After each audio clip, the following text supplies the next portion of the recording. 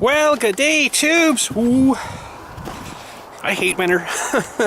How's she hanging? Pretty good here. We are en route to, well, not for a few minutes, apparently.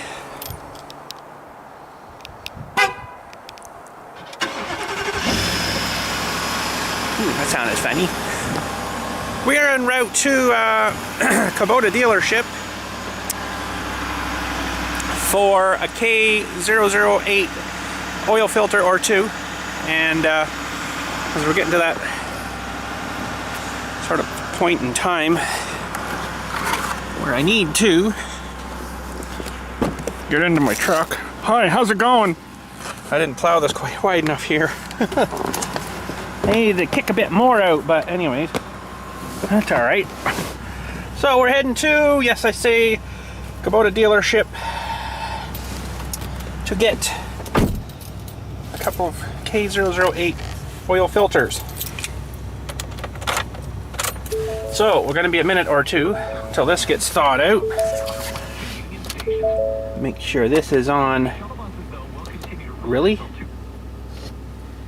Make sure this is on defrost. We'll crank her up. Gonna take a few minutes, I think, for this. I guess I could pull ahead and scrape it off, though. That would be even better. So we will do that. All right, I'm just gonna let the truck warm up. I'm just gonna turn around here in my compound and let her warm up a minute or so before we hit the highway. So I've been asked a few times, "Oh, Bill, you're such a John Deere guy. Why did you ever go with Kubota?" Well, there's a little story behind that, and I'll let you know that while we're warming up here. I am John Deere guy, as you know. All my stuff's John Deere, which is good. That's fine, whatever. But my guys that sell the John Deere stuff don't sell that kind of stuff, the construction stuff. They don't do that. All they do is the agricultural farming stuff at my dealership for the John Deere. So to get the John Deere mini excavator, you'd have to go to Nortrax, it's called, which is way down in Mississauga. And that's the only thing. That's the only reason why I didn't go with that, because I didn't want to have to go way down to Mississauga into the city for parts or anything like that. So I thought that's not happening. So now, mind you, I am driving quite a piece here to get parts for the Kubota, but it's country driving, we'll say. It's not down in the, you know, frickin' down ball sack of the city, kind of, we'll say. You know, there's nothing wrong with the city, but you know, it does suck driving down there, must say. So, yeah, we've got, what does it say here? 45-minute drive, which is probably about the same from here to my house to the place in Mississauga, or, you know, whatever. But now there is a dealership a bit closer for Kubota stuff. Oh, it's maybe about 30 minutes away. But I'd rather drive that extra time because there's another story on this. When I was calling around to these dealerships pricing for the K-008, I called those guys that are a bit closer, and I would have dealt with them, no sweat. We've had you, I think, doing a tour around their dealership a couple of times, and it's a pretty nice dealership. They got all kinds of stuff, New Holland stuff, Kubota stuff, what else do they do there? A bunch of stuff. But the guy ticked me off on the phone. When I called and asked, I called, and whoever answered, "Yeah, could I speak to someone in Kubota sales, please?" "Yep, 1 second." That part was all fine. But when it got down to the phone with the salesman, I said to him, "Oh, could you price me a price for a Kubota K-008 mini excavator?" And he says to me, "Okay, literally like this. Okay, I'll have to go look that up." I'm like, "Wow, is it that inconvenient for you? Okay." So he come back with the price, and it was like $1,500 more than everybody else I called. So I'm like, oh, there's my answer. So that's why I got it from the place we're going to here, which is in a little town called Elora, which is actually what we named my daughter from. but we instead of an E on the front, we put an A, so it's Elora, and this is Elora. So it's a nice little town, which is nice. There's not many of them left. There is some little towns that they put these, you know, 500-600 home subdivisions into, and then it's a city. North of us, it used to be like that. Now it's a city. But anyways, that's not for it, and I think we're warm enough here. We can head her over, and I don't know if I'll film kind of sort of too much going over. I don't really have a good mount into the truck here yet. I need a little, just a little wee guy, you know, but I don't want it to, see, like right now that camera's about here, right? Where that view was, and it's almost too high. It's kind of blocking your view there, so I could get it to hang. What else I could do too, actually, which would work, is I would turn the camera upside down and use like a mount, hang it like that. Now it's upside down for you guys, but I could flip that in the rendering program so it's back normal. You wouldn't even know. That's what I did on that little puzzle thing when we were doing it. I was actually how did I do that now? To make it look like I was working like with my hands like this, I actually shot it down like this, upside down to you, but then I flipped the video like this, and it looked actually pretty good. Worked out good. So so we'll head her over. Got something in my throat, I don't know what it is. And a couple little towns, maybe we'll do some recording, and here we go. Well, this is actually a little town I didn't mention. This is a little town. It's got its own school. That's about it. This is a little town called Marsville. Yes, Marsville. And it's a small enough town that you actually have to reduce your speed. So this is basically, there's absolutely nothing here except houses and a school. There's a little bit of industry. If you've ever heard of a place called J-Lore, they make field bins on wheels kind of things. So if you drive that up to like your combine, and it would dump into that, and then you take that and then dump that into the big transport truck trailer at the edge of the field kind of thing. That's what they make. Stuff like that. That's about it. And then they got a little town works, municipal little kind of works area there for all the sand and gravel and stuff. Not too much. There was a little general store there, but I see there's a huge pile of snow in front of that with a broken off for sale sign, so I don't know what's going on there. But yeah, mostly just a bedroom community, we'll say, for here. There's no work at all in this little town, so.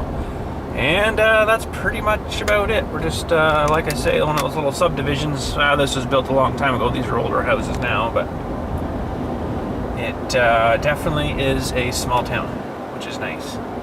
I have had this guy on my butt. I don't know if you can see him. It's 60 here. I'm doing about 63 or 4. He's right on my arse the whole way through here. All the way since we pretty much left town. And we've had a lot of this lovely stuff to drive on. It's only this side because I guess the wind's coming from the northish. And lots of fun. Well, that's it. Marsville, tiny, tiny town. That's about the smallest town we'll go through here. The next one up will be Fergus, and it is a Scottish town. Really nice. Probably be one of my places I'd move to if I ever wanted to move anywhere, to retire or whatever have you. That or the one following Fergus. So here we go.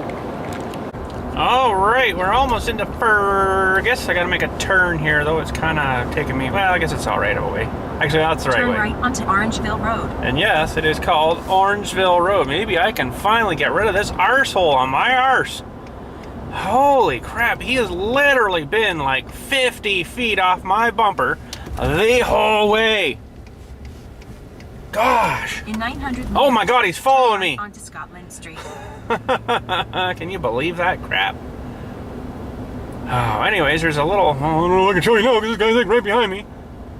I'm gonna do a pull over thingy here, and he can maybe go past me because he's being really freaking annoying.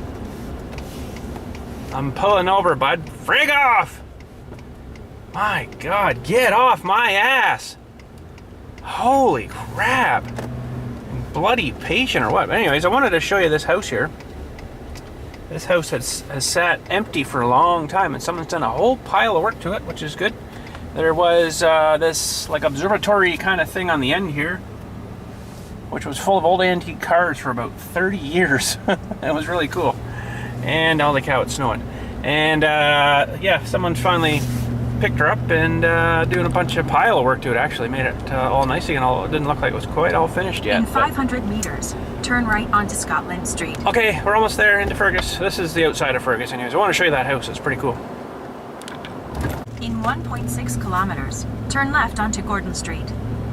So there's a real big river that goes through this town. It's pretty cool, and there's a big gorge, actually, they call it, Elora Gorge. This is Fergus, mind you, though. I can't really see the river right now. It's all frozen. But there is a pretty cool river that goes through here, and there was a big rock quarry down here that a lot of these old buildings down here were made out of, but we've got to wait for the light. Alright, we're coming into it. That old house there might have been made from some of that stone. It kind of looks like that kind of quarry rock. Nice little town here though, really cool little town. And actually Elora, the next one coming, is about the same. It's really cool. I don't know why this truck up here is trying to parallel there. That is not gonna work, bud. You're gonna crash into that vehicle. That guy is so freaking close to crashing into that vehicle. That is just not gonna fit there, bud. Good effort though, but it's just not gonna fit. Sorry. Go park somewhere else. I know this building here on this corner was built from the quarry rock. Turn right onto St. David Street No, north. I'm going another way, lady. You're wrong. She actually wants me to go up and into like town more. I want to just go down the main street here. So yeah, all these buildings here were built from quarry rock. Pretty cool. This one is too, I think, but I think it was kind of painted with something or whatever. It's a little bit different color. And I know, well, you'll see them as we go along here, all the old buildings. Really cool old buildings though, my goodness. Coffee and espresso bar, and there's like a second level and then a third level, and like, man, they made buildings, Alright, it's our turn. So I'll try to go a little slow through here. Wipe your window. And yeah, you can see some of the old stonework. In 3.8 kilometers, turn Pretty right onto cool. Jerry Road. Pretty cool. Hey, you know what? If you got a abundance of stone, you might as well use it. It's like I don't know if it's like a sandstone or what kind of stone it actually is, but there's a good example there of a bunch of it. It's pretty cool. I think even the big old churches here and stuff were made out of the same stuff. It sure looks like it. Man, red lights though. Don't like red lights. Even the bank, I don't know if that's from here though. That stuff looks a little different there. But that church definitely was from here.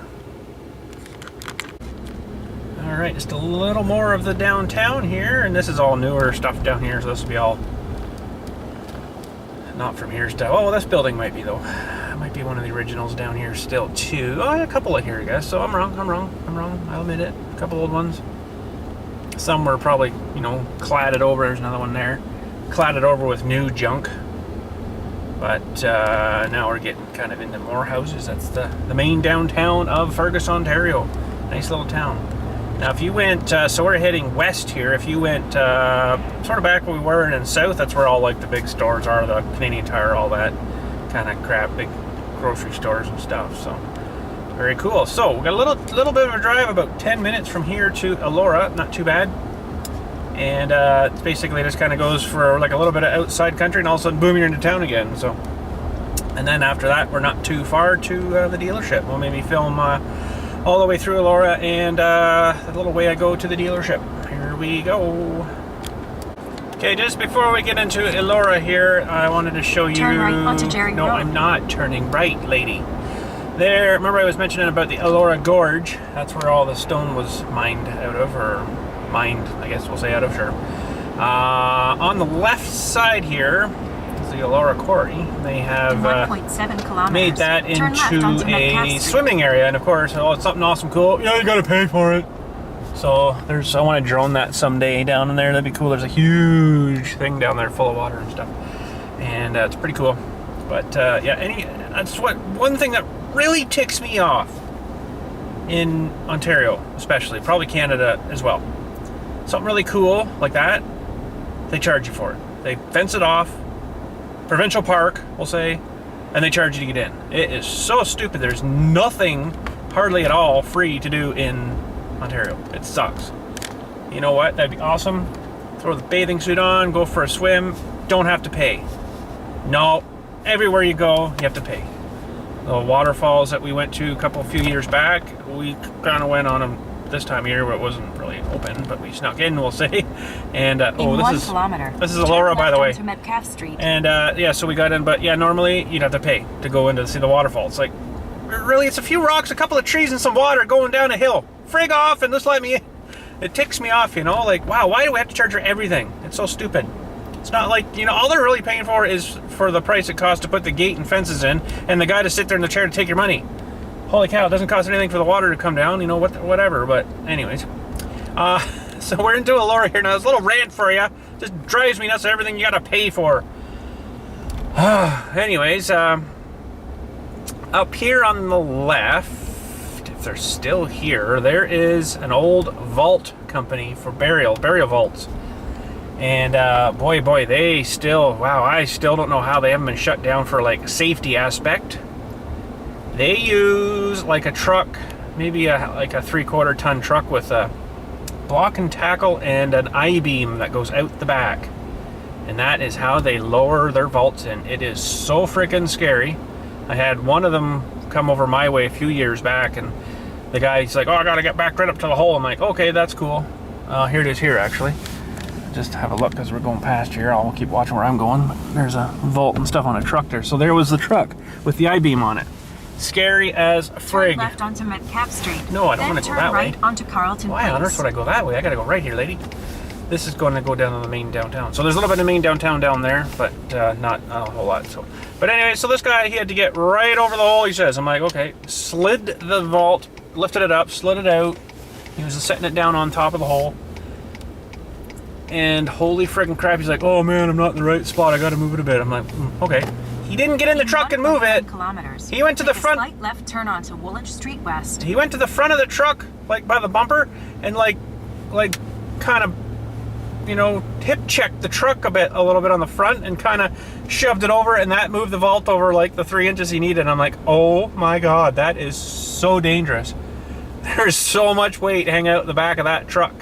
Wasn't very much holding the front down, we'll say, you know. So I'm like, oh, I can just lift that into my tractor there, but it'd be way safer than your freaking stupid truck there. But anyways, this is downtown Elora, nice little town. We'll just keep rolling as we're rolling here. Try not to clip anybody's door off, as this guy just whipped his door open. He's not even looking. I'll just get way over here, bud. I'll look after you, man. I got you. You're good. So just on the other side of this little town is our dealership. Kubota dealership. Kubota, they do Kubota, Polaris. I think they do Cub Cadet stuff. They might even do steel stuff. I'm not sure. They do Class farm stuff. Kubota, of course, farm stuff. Farming stuff. What else do they do there? I got my Land Pride box blade scraper guy there from them guys. It was actually a pretty good deal. So it's only like 4 or 5 feet wide, but you know, that's all I needed to. Only used it like twice, but you know, it's there if I need it. What else? In 1 kilometer, take a slight left turn onto Woolwich Street West. Okay, I will this time. I'll believe ya. What else do they deal there? Wow, what are they building here? Something mass. Oh, that's one of them. Oh, like in behind. Those little townhomey apartment complexy thingies. Way up in there, you can kind of see that's what this is going to be here. That's a lot of concrete.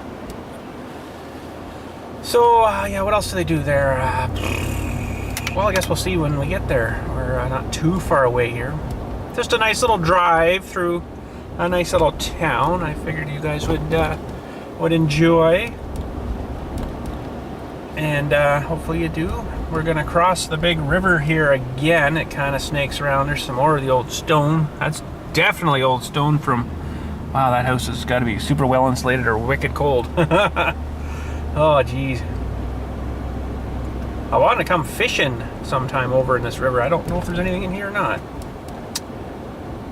I don't know. So I could go another way home. I could go up where that guy's going to the stop sign and then turn right and follow it out to the main kind of highway and then head north. But I don't know which way I'm going to go. I might go the other way and another nice little toury way home. There's no real towns that way, but so this is a pretty cool little house they got here, like right on the edge of the water. Right onto County Road 7. I don't think I can get you down there too much, but there's a bit of water there. Well, that's pretty cool. Pretty cool. And we got to turn right. The stoplight up here. And go a little bit up the road and turn right again. So north of the dealership here, a fair piece. Turn right onto County Road 7. And I've never dealt with them, but there's a really big truck cap guy up there. I've never dealt with them. I've always gone to the guys that I normally go to down in the city. Yeah, see? City. But they treated me good the first time, so I went down again. So, okay, it's our turn now. Here we go. So there's a big hill coming up here, and they're just halfway up the hill. In 500 meters, the destination is on your right. Deboer's Farm Equipment. Blow off the snow! There we go, Deboer's Farm Equipment. I don't know what's going on in here today, but there's all your orange. All orange stuff, mostly. So Polaris still, yeah, they do still. They do Echo, they do Cub Cadet. The destination is on your Kubota, right. of course. Deboer's Farm Equipment. There we go, we made her. All the way over here just for an oil filter, eh? Arrived. Awesome. I asked them guys, because they do Polaris, if they were going to do whatchamacallit stuff for the slingshots. He's like, oh, well, yeah, we could, but we don't. They're not a dealer for them, I guess. But anyways, I'm going to try. There's Land Pride. Fifi, Land Pride. Lawn Boy, too. Wow. Teagle Wallenstein. Toro. Triton. Oh, trailer stuff, maybe. Hey, Buster. I don't see Class on there anymore. Maybe they dropped that line. We'll maybe take a little tour down, look at some orange crap after, but I'm gonna try to do a little bit on my iPhone while I'm in there, but no guarantees, because I don't really know these guys too well, and I just don't feel like asking them. So, because they'd probably say no. But I'm just buying filters anyways. But let's try to get a little bit of maybe what's inside. I don't know. We'll see. All right, got some filters. I didn't film anything in there. Just nah. They've got some stuff in there, but it's like snowblowers, a couple of snowmobiles, some still equipment, and that's kind of about it, really. So, oh, look, a K-008-3. Right there. That guy, feller, that little guy, right there.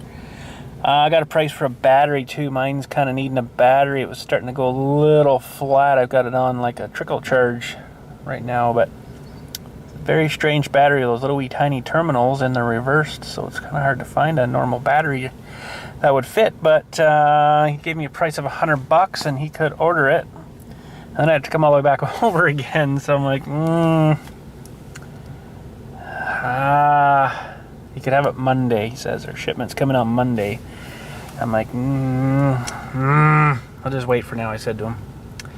Because I should have probably ordered it, but I mean, $100, I put it on the trickle charge and it starts up just fine. It's all right for now, but there's some bigger stuff. That's probably a U17 right there. Is it? It is. U17, and then some nice cab machines. And some nice stuff. There's a Class baler coming up, so they must still have a bit of Class here. Oh gosh. Class baler. And some more Class stuff, some hay stuff, and turning stuff, and tedding stuff, it looks like. And then some bigger Kubota tractors here. It's pretty cool. All the mules, I think they call them, up on the hill there.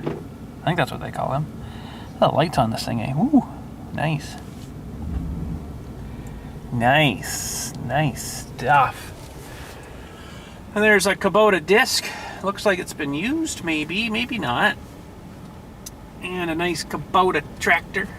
Don't see any backhoe stuff here, though. Interestingly enough, this stuff on the left side will be all used stuff.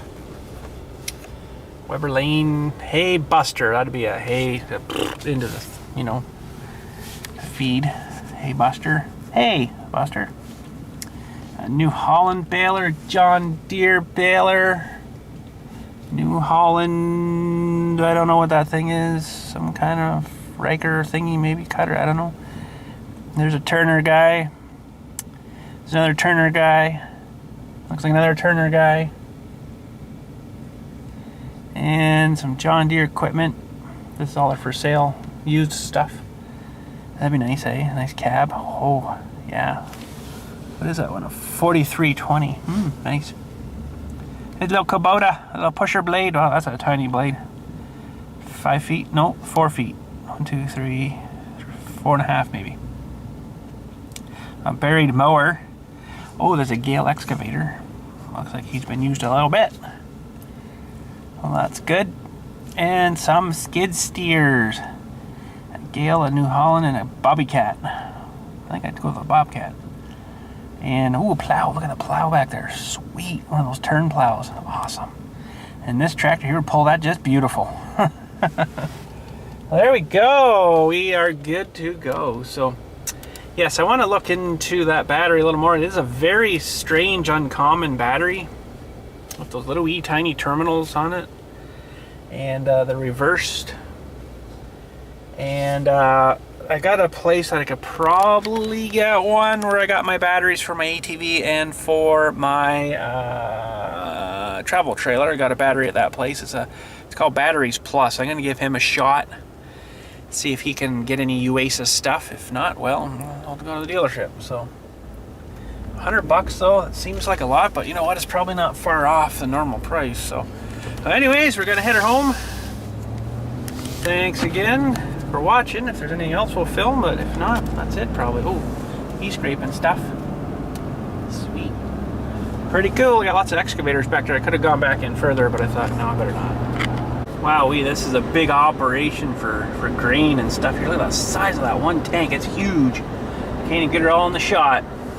Probably a drying place somewhere back in there. There'll be a huge propane tank, and they do all their drying there.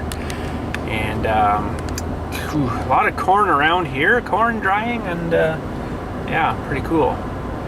Now, I'm trying to find this truck cap place here, and I don't know if it's here or this looks like the shed place. Yes, we do have a shed place. Oh, there's truck boxes upside down. Okay, maybe we're getting close. Windmill Landscapes, that's not quite it. Yeah, here it is, truck cap place. All the truck caps. All frickin' kinds of them back in there. Pretty cool, pretty cool. I wish I could go in and have a better look, but I already got a truck cap, don't need one now. Well, there we are, home again, far side of town. Believe it or not, it takes us from this side of town to where I live, maybe not quite here. It takes like 15 to 20 minutes to get across town now. It's ridiculous. All the traffic and all the lights, and you know, it's not like Toronto, Mississauga busy here, but it's busy enough. Takes the time, so what can we do? What can we do? I don't know. But anyways, I'm going to stop actually. Today is apparently oil filter day. I want to stop at the one auto parts place in town here that I like to deal with. They're pretty good guys. Helped me a lot over the years with different vehicles and projects and stuff. I want to get a couple oil filters for this truck. I do need to change the oil in this truck, and I should have already done it. But I figure since, you know, I've already put like 4 liters into it because it's been whatever it's doing with it. And I think that's slowed down now, I think, the oil consumption. I need to, I thought, well, I don't really need to change it quite yet because, you know, there's not the same oil really that's been in there anyways. So I think there's 7.5 liters in it, and I've already replaced like 4 of it. So I'm not super too anxious to have to redo it right now. But the next whatever, if it warms up and I can get this thing down to the shop, I think there's enough space clear down there. We'll well, there's my water buddy. We'll give it a oil change, first oil change. Sweet, if we can get going here and get filters. Alrighty, made her home. Oh, speed bumps, no speed bumps. So we got some filters for the truck, show you those in a moment. And I got an oil for it that is apparently made in Canada. Can't believe it. I don't think we make anything in Canada except babies. Honestly, I think that's true. I don't think there's anything made in Canada anymore. We do make steel still, though, surprisingly. So that should be good about there. Okay, so all they sell there is CarQuest stuff. They're supposed to be pretty good. Never had a problem before with any oil filter I've ever used. Even the Frams, even though they're crappy, I know apparently, but there she is.